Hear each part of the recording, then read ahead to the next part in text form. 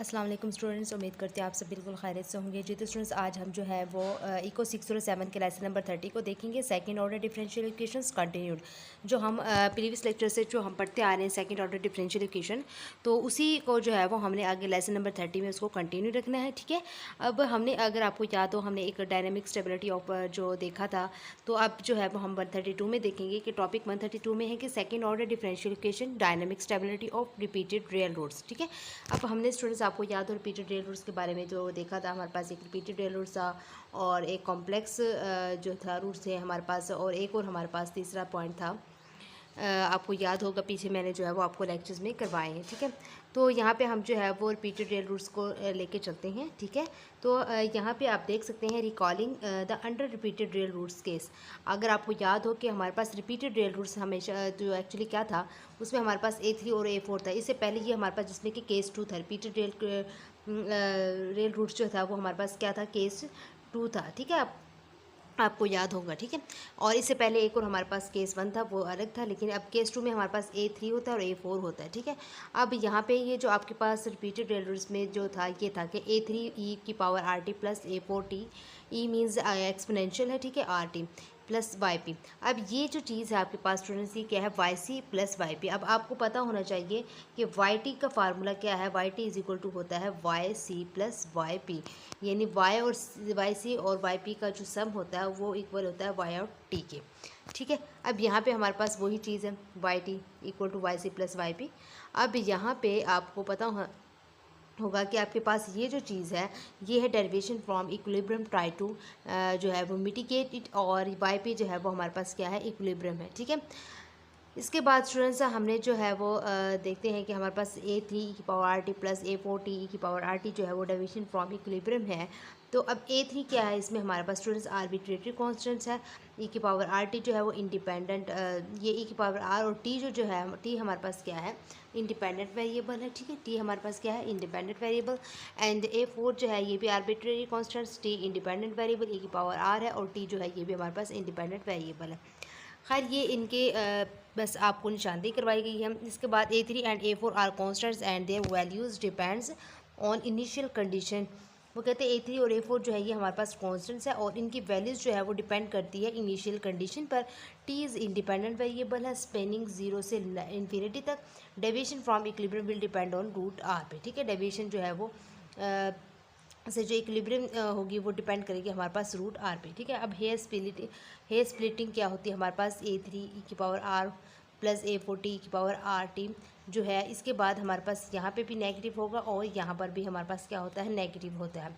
यानी negative roots जो दोनों होंगे आपके पास, आपको याद होंगे कि आपके पास जो फर्स्ट केस था उसमें आपके पास जो है वो दोनों पॉजिटिव थे। ठीक है, दोनों पॉजिटिव आपके पास रूट्स थे यहाँ पे। और जो केस 2 होता है उसमें आपके दोनों जो है वो नेगेटिव केस होते हैं, नेगेटिव रूट्स होते हैं। और A3 जो है वो आपके पास एक प्लस और एक नेगेटिव रूट्स था। ठीक है, तो अब ये हमारे पास रिपीटेड रियल रूट्स है, तो मतलब आपके पास जो है वो केस 2 है, तो मतलब आपके इसमें दोनों रूट्स क्या है, नेगेटिव हैं। तो अब R जो है वो determine the dynamic stability if R is negative. कहते हैं अगर R नेगेटिव है तो then the expansion terms this will fade away due to exponential decay. तो ये आपके पास क्या हो जाएगी, ड्यू टू एक्सपोनेंशियल डिके हो जाएगी। Through the second term this, ठीक है, थ्रू द सेकंड टर्म जो this has an additional term T being multiplied yet it does not reverse the dynamic of this exponential term फ्ला फ्ला फ्ला। मतलब वही चीज़ बताई हुई है, मतलब इतनी ख़ास नहीं है इसमें भी।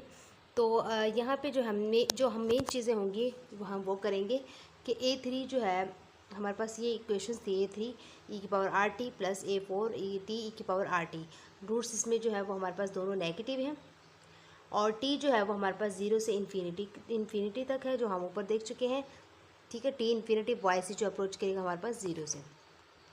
स्टूडेंट्स अब न्यूमेरिकल एग्जांपल हम यहाँ पे देखते हैं। हमारे पास जो है वो एक ये सोल्यूशन है और दूसरा सोल्यूशन मेरे पास स्टूडेंट्स ये वाला है। ठीक है, अब यहाँ पे मेरे पास ये जो सोल्यूशन है, ठीक है, यहाँ पे जो मेरे पास ये वाला जो सोल्यूशन है स्टूडेंट्स, इसमें हमारे पास ये A3 है और ये A4 वाला आ गया, यानी दो पार्ट्स हैं उसके, A3e⁻RT और A4t e⁻RT। अब ये तो A3 वाला आ गया, ये A4 वाला आ गया। अब यहाँ पे आपको पता है A3 की जगह पे क्या आ जाएगा, 2 आ जाएगा, R की जगह पे 3T आ गया, T और एक A4 जो है यहाँ पे हमारे पास क्या है स्टूडेंट्स, 1 है, यहाँ पे तो A3 2 है जबकि 4 की वैल्यू 1 है, सो नहीं लिखेंगे हम, लिख दें तो भी फ़र्क नहीं पड़ता, अगर ना लिखें तब भी कोई फ़र्क नहीं पड़ता। T⁻3 R की जगह पे R3 और T प्लस, ठीक है। इसके बाद आप जो है वो देख सकते हैं, अब t की वैल्यू यहाँ पे हमारे पास t की वैल्यू जो है वो 0 से 1 तक दी हुई है। अगर हम इन फंक्शंस में जहाँ जहाँ पे t होगा वहाँ पे हमने t वैल्यूज़ पुट कर देनी है, ठीक है।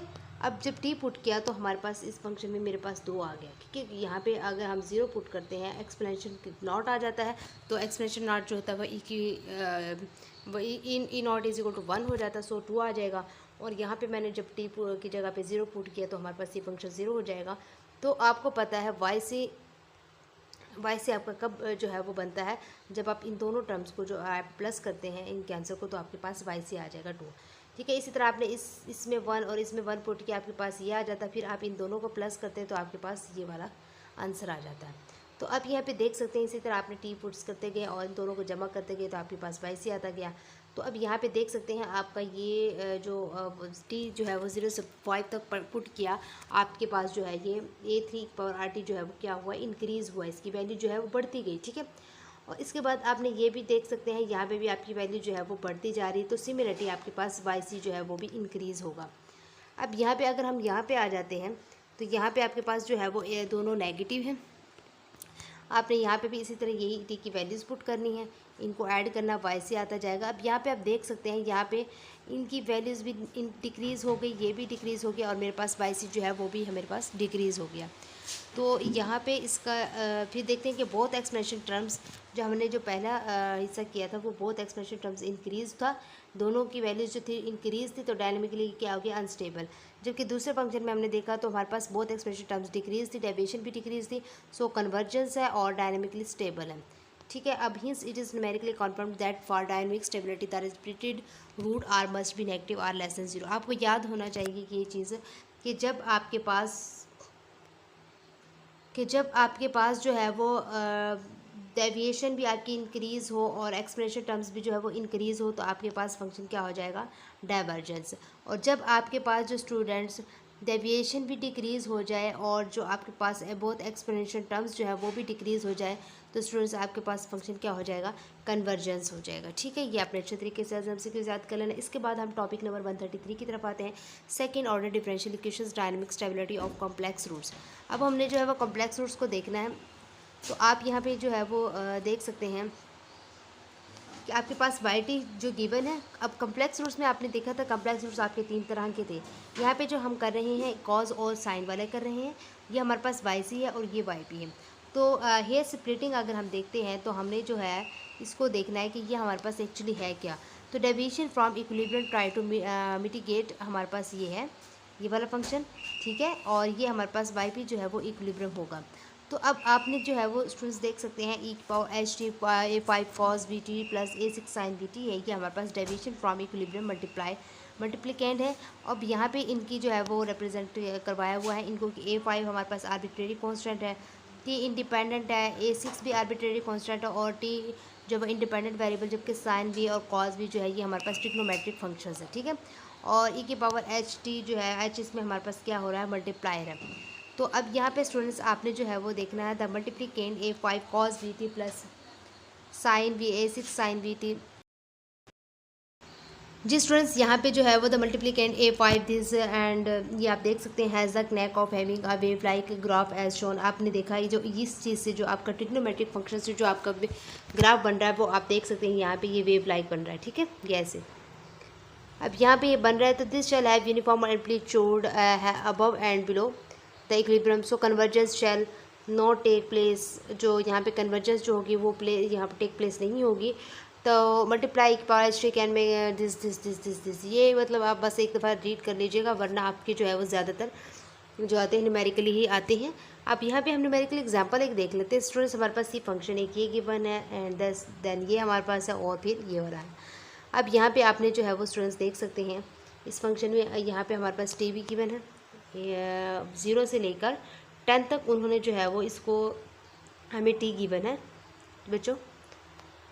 तो प्यारे बच्चों ये देखते जाएं आप, ये फंक्शन है, यहाँ पे सिमिलरिटी आपने वैसे ही करना है, जहाँ जहाँ पे टी होगा वहाँ पे सबसे पहले आपने 0 पुट करना है, ठीक है। सबसे पहले 0 पुट किया, फिर आपने 1 किया, 2 किया, तो आपको पता है कि वाई सी आपको कैसे निकालना होता है। जब इन दोनों टर्म्स का इनको सम करेंगे आपके पास वाई सी बन जाएगा। इसी तरह आपने इनको पुट करते जाना और सोल्व करते जाना, इसी तरह इसको और अपने बीस को भी। अगर आपको ना समझ आए इस टेबल की तो आप मुझसे पूछ लीजिएगा, ठीक है, कमेंट बॉक्स में। देखिए अगर आप क्वेश्चन पूछते हैं तो आपका ही फ़ायदा है, तो आपका जो है कोई कन्फ्यूजन होगी वो क्लियर हो जाए तो ज़्यादा बेहतर है। अगर पेपर में ऐसा कोई मसला बन गया तो फिर आप जो है वो बैठे रहेंगे एग्ज़ाम में, ठीक है। तो अब यहाँ पे आप जो है वो लास्ट में आप देख सकते हैं ई की पावर एच टी जो ये इंक्रीज़ है, ये पॉजिटिव नेगेटिव के हवाले से डिक्रीज़ और इंक्रीज़ हो रहा है, ये भी ये जो है ये इंक्रीज़ हो रहा है। तो यहाँ पे आपको पता ही है जो वैल्यूज़ बढ़ती जाएंगी वो इंक्रीज़ है, जो कम होती जाएंगी वो डिक्रीज़ है। तो इंक्रीजिंग है यहाँ पे शो करवा रहा है कि हमारे पास ये जो चीज़ है ये इंक्रीजिंग हो रही है, ये पंक्चुएशन हो रही है, ये एक्सप्लोसिव हो रही है, ठीक है। और यहाँ पे जो है आपको नज़र आ रहा है कांस्टेंट है, फ्लक्चुएशंस है, यूनिफॉर्म है, डिक्रीजिंग फ्लक्चुएशंस एंड डैम्प्ड है, ठीक है। इसके बाद जो है जैसे आपको पता होना चाहिए जब एक प्लस और दूसरा नेगेटिव हो और आपके पास डिक्रीज़ हो रहा था इट्स मीन आपके पास वो डैम्प्ड हो रहा है। जब आपके पास प्लस और नेगेटिव इंक्रीज़ एंड डिक्रीज़ दोनों हो रहा हो तो ये फ्लक्चुएशंस है। जब ई की पावर एच टी डिक्रीज़ हो रही है, डिक्रीज़ हो रही है। अब प्लस और माइनस दोनों हैं, लेकिन जो है आपके पास स्टूडेंट्स डिक्रीज़ और इंक्रीज़ हो रहा है तो मीन्स दैट आपके पास यूनिफॉर्म है, ये फ्लक्चुएशंस है, ये कांस्टेंट है, ये आपके पास एक्सप्लोसिव है क्योंकि प्लस और माइनस है बट इंक्रीज़ हो रहा है तो आपके पास एक्सप्लोसिव है ये, ठीक है। और ये प्लस माइनस है तो इट्स मीन आपके पास फ्लक्चुएशंस है। तो आप यहाँ पे जो है वो देख सकते हैं explosive fluctuations and divergent, uniform fluctuations and neither divergent nor convergent, damped fluctuations and convergent, ये सारा वही चीज़ें हैं। यहाँ पे आप देख सकते हैं आपकी जो इसमें डायग्राम बनती है तो ये होती आपकी वेव टाइप ही होगी, ठीक है, या डायनेमिकली अनस्टेबल हो या नाइदर हो या डायनेमिकली स्टेबल हो, बट चाहे थोड़ी ही आपकी क्यों ना हो वेव्स बने बट है ये वेव टाइप की, ठीक है। इसके बाद जो है वो स्टूडेंट्स हम देखेंगे टॉपिक नंबर 134 को, कम्प्लेक्स रूट्स हमारे पास है R1 R2 जो कि आपके पास इक्वल है H प्लस माइनस वी आई। आपने जो है वो पीछे पढ़ा होगा कॉम्प्लेक्स रूट्स आपका एक तो ट्रिग्नोमेट्रिक फंक्शंस टाइप था और एक आपके पास एच वी वाला था, ठीक है। अब ये वही आ गया है।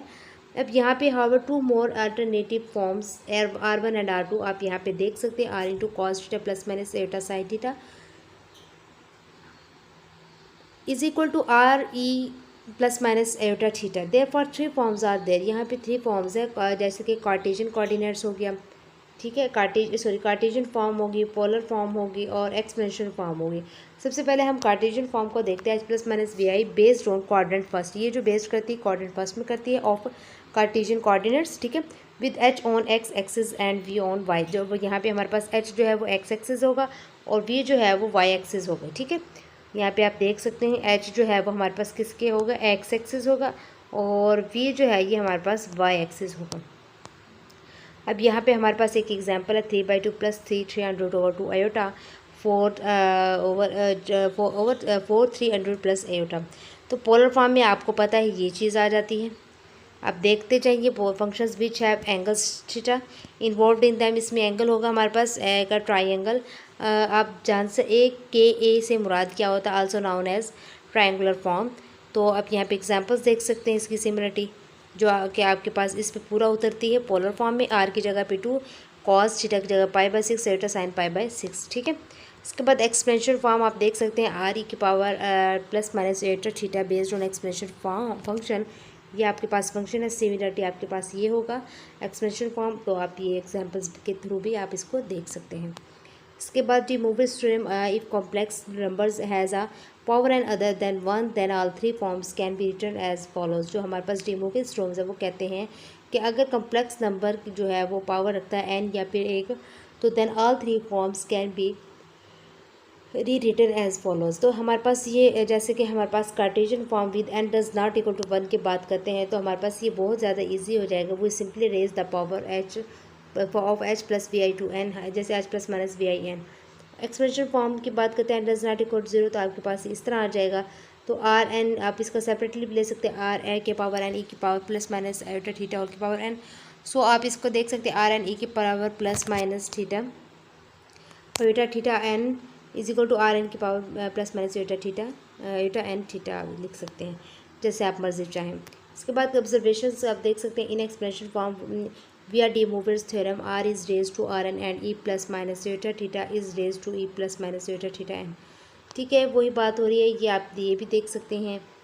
ठीक है कि पोलर फॉर्म विद एंड जब डज नॉट इक्वल टू 1 होगा तो using observations from explanation form raise r to r के power n and theta becomes n theta, तो आपके पास थीटा n थीटा बन जाएगा। सो स्टूडेंट्स ये वही चीज़ें आ रही हैं, ये आप देख सकते हैं इसको।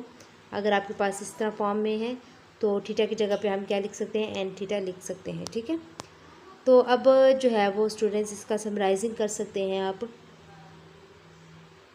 Gathering all forms of complex number roots under de Moivre's theorem, तो H plus V iota whole की power N R N E की power plus minus iota N theta R N cos N theta plus iota sine N theta, ये means that N की जगह पे आपने जो है वो एन थीटा पुट कर देना। ठीक है, ये आपके पास जो देख सकते हैं ये जो चीज़ है मेरे पास कार्टेशियन फॉर्म है and this is exponential form and this is polar form. I hope so आपको इन तीनों का फ़र्क भी जो है वो समझ आ जाएगा। इट्स इम्पोर्टेंट चीज़ है। तो अगर आपको वो कह दें कि de Moivre's थ्योरम को जो है वो इन कम्प्लेक्स नंबर्स में आप इसको कार्टेशियन फॉर्म में लिखें या एक्सपोनेंशियल फॉर्म में या पोलर फॉर्म में या फिर एग्जाम से कुछ भी इसी तरह पूछा जा सकता है, तो आपको ये तीनों अच्छे तरीके से याद होना चाहिए। ठीक है स्टूडेंट्स, अब देखते हैं topic number 135 alternative forms of complex roots inter conversion.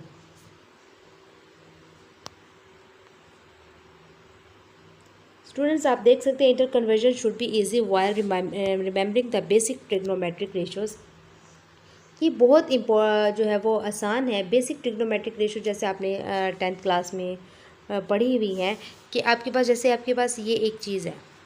ठीक है, अब आपको पता है ये जो चीज़ है मेरे पास क्या है, परपेंडिकुलर है। ये क्या चीज़ है, बेस है। ये क्या चीज़ है, हाइपोटेन्यूज।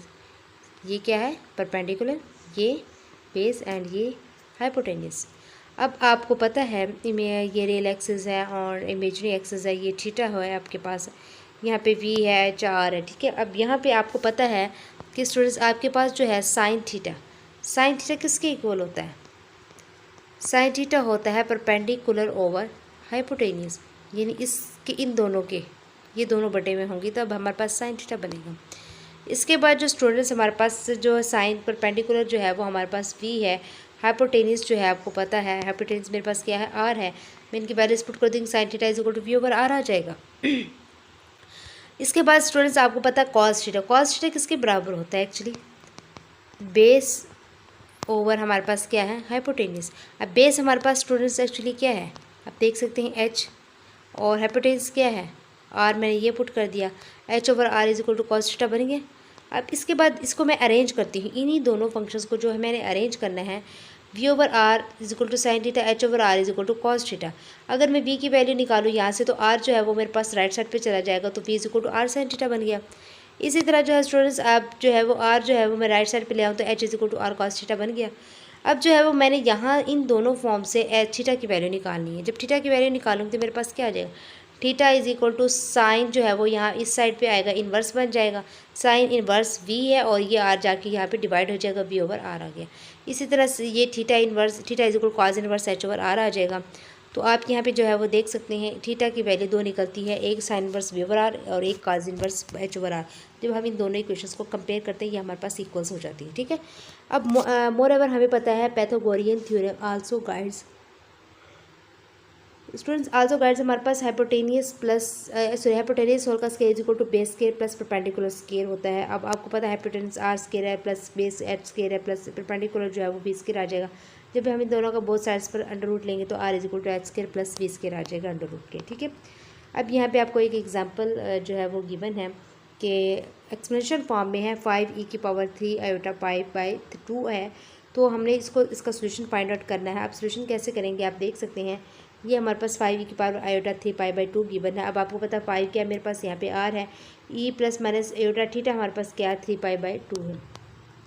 अब यहाँ पे आप देख सकते हैं r इज इक्वल टू 5 और theta is equal to 3 pi by 2 है। तो कार्टेशियन फॉर्म में हमारे पास क्या होता है h plus we i, we don't have values of h and v। अब यहाँ पे हमारे पास h और v की वैल्यू तो नहीं है, लेकिन जबकि हमारे पास कार्टेशियन फॉर्म में हमें h प्लस वी आयोटा की जो है वो ज़रूरत पड़ती है। स्टूडेंट्स हम जो है वो जानते हैं, पीछे हमने जो है वो फार्मूले के तहत निकाला भी है। वी की वैल्यू क्या है, r sine theta, and h की वैल्यू क्या है, आर कॉस थीटा।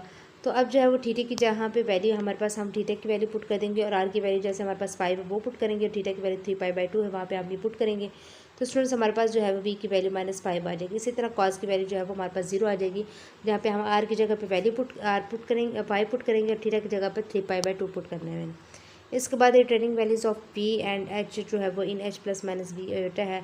तो अब यहाँ पे आपको पता है एच की वैल्यू क्या निकली है, 0। मैंने 0 पुट की, प्लस वी आयोटा।